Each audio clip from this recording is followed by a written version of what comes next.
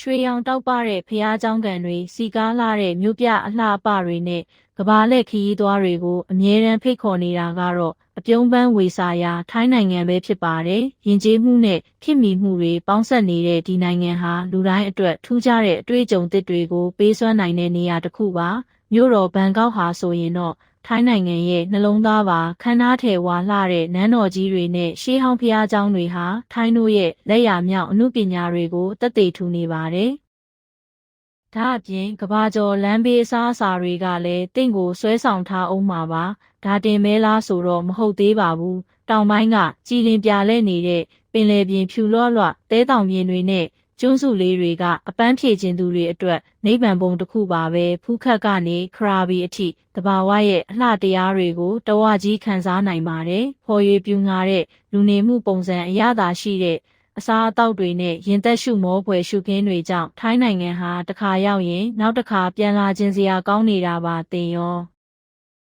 ထိုင်းနိုင်ငံကိုလဲပတ်ဖို့အစီအစဉ်ရှိပြီလား